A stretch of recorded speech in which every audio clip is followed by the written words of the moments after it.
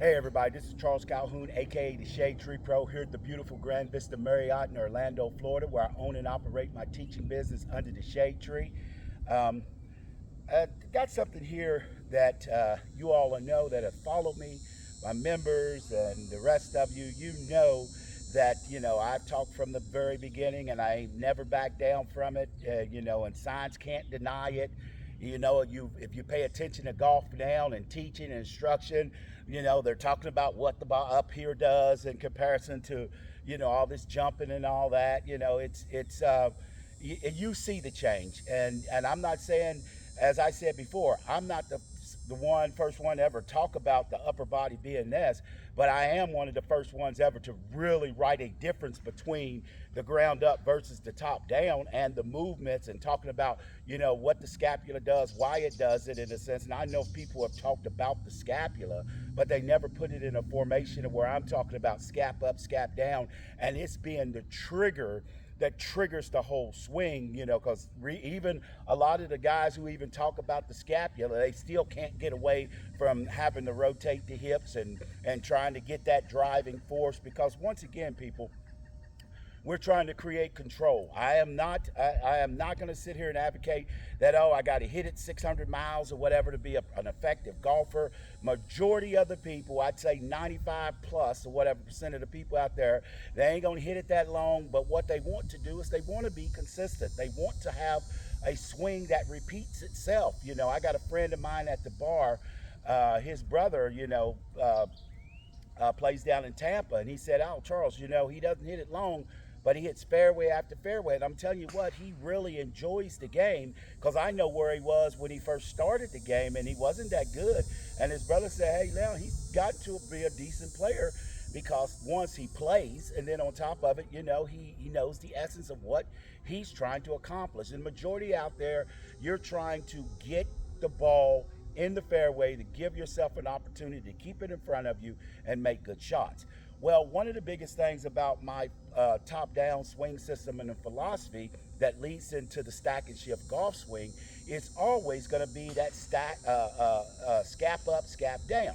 Now, what I want you all to enjoy here about the scap up and the scap down is this little simple thing here. Something so simple, using creative visualization. And you hear about many people so focused on what the golf club and the club head is doing. You've seen me do it and talk about it too, because sometimes I have to talk about things that, because the moment I've learned from me, the moment I go and start talking about something that I learned, people, it leads to, oh, that's not what this was. And I just got so sick and tired of hearing that crap.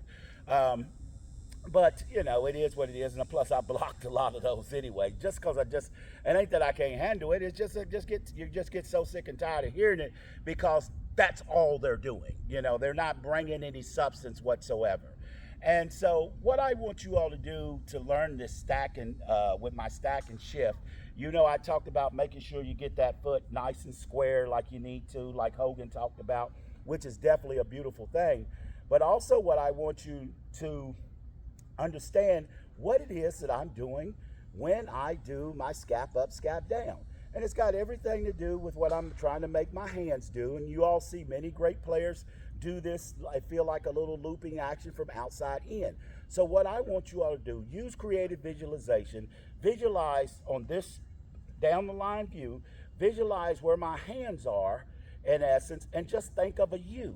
Just think of an upside down U. That's all I want you to visualize, is an upside down U. So when you visualize that upside down U, when I take my hands up, my hands are going, I'm not going to give the secret away of exactly how I use my hands, but at least give you an idea that you will know what to do. You have to build your rhythm into this. But I want you to do is, when you take the hands up, because here's my U right here. We're going to go outside, and then we're going to come over the top, and then down. So scap up, scap down. Because here's another thing that people don't think about, and when we equate over the top, everybody, because I said every swing is over the top, and most people equate over the top coming back this way. But then again, why can't over the top be going that way? You see what I mean? So if I sit there and I talk about this U, then I go up one side of the U, and then I go over top of the bottom of, I mean, that would be the bottom because the U's upside down, go over top of it and then drop it down. Now, who goes to say that that ain't another way of over the top? See, we only think about over top being in this one, but nobody ever thinks about over the top going back the other way, you know? And if we make that move with that U, as I said, get the little scap up, scap down, and just make that little U, scap up, scap down. See how I'm doing that? Now, what that takes care of is three simple things. It takes care of where you take your hands in the backswing, once you get them up to the top. When you over the top to the reverse side, then all of a sudden now you're making it over the top, that's your transition, and then all of a sudden you're back down for your strike. So you got this scap up, then it comes over, scap down. So scap up, transition over the top, and down, because you're going over the top of the U and down. Scap up, over the top of the U, scap down.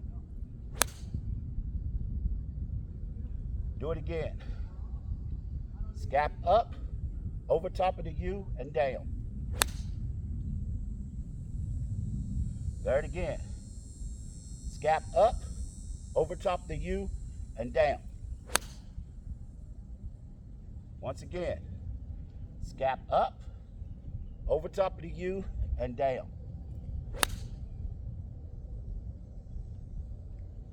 So, once again, as I tell everybody, you know, I'm just not making stuff up. I put all this stuff to the test. I've sacrificed my own game to put this stuff to the test. So now, one of the biggest things that you'll see, and this is written in my book, is that we all can relate and call this way over the top. But what does the over the top means? See, the definition of something is that if I take my hand and go over the top, go over this way, then I'm going over top of this club head. If I go back this way, I'm still going over top of the club head. So as I said, when I go up and then all of a sudden scap up on the shape of the line of the U, then I go over the top of it and then I come scap down. Now, as a lot of you, if you want to, you know, if you like to take it inside, and you know, this is not what I teach, but I can teach it, there's no question, then you can, let me grab a ball here and show you this.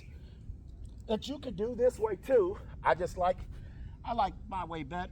I just like the outside, I just like the outside in golf swing a little bit better for me. But some of you like to go inside and come out. So you could just as easily follow the same U, and now you could take your over top this way, that you come inside up the scapula, scap up, and then all of a sudden you come over the other side, scap down. And then, you know, and you're making the U that way. So you inside and down. Not my favorite, but you can do that. Scap up on the inside, scap down on the outside.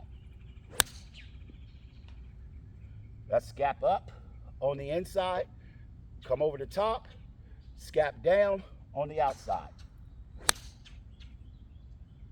So that's a variation of that. Me personally, like I said, I like outside in, and I like my over the top to go towards the reverse side, or the posterior side, to keep me, you know, dropping it in the slide. It just matches with my body, and then it's just a lot of good players have done that over the years. But like I said, you know, there's many of them that also goes from inside, over the top, and out.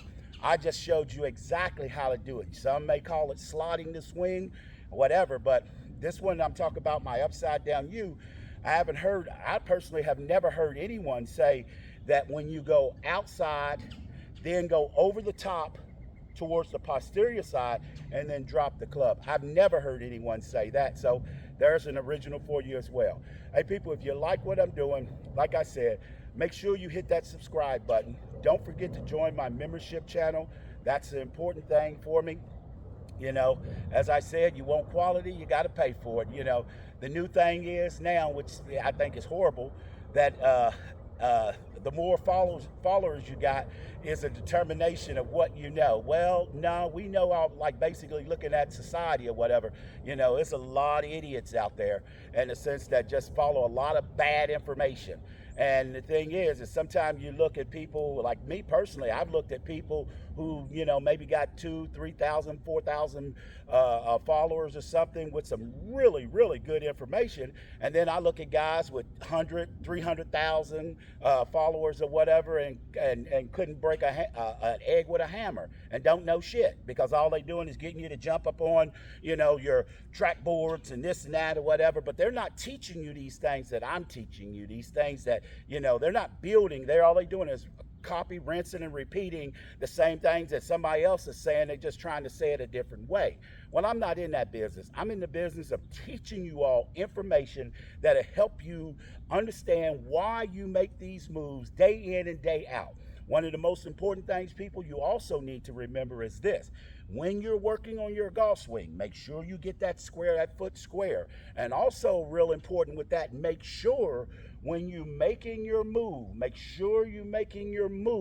do it from a good foundation, a good setup, and in your pre-shot routine. Because most people who struggle in their golf swing, and I see it on this range day in and day out, they never go through. They try something new.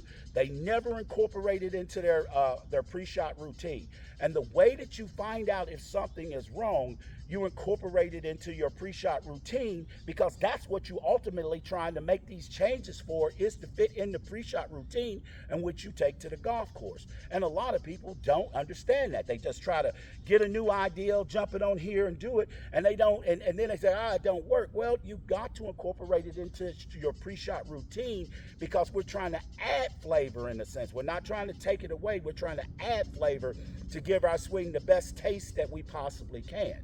That's very, very important to understand. So remember that. Remember, go through your pre-shot routine. Remember that it's very, very important. I like the outside to in. I'm a big Calvin Pete fan. Y'all already know that. But I'm going scap up, scap down. And see, I'm not the hands. If the scap goes up and it comes down, and then everything is going to follow the hands, arm, club, everything. It's going to follow what that scapula is doing, and there's a sequence to it. So there it is, people. Give that a try. Leave me a comment. Tell me what you're thinking, because y'all already know what I'm thinking. I'm not here to be a part of golf. I'm here to do my best to be the leader when it comes to the knowledge of the game and golf, regardless of what the magazines or anything else says. The only thing that matters or whatever is what you teaching. Do people understand it? Is it repetitive? And most importantly, does it work tomorrow? Charles Calhoun, aka the Shade Tree Pro. Y'all know how I do it, baby. Always good golfing.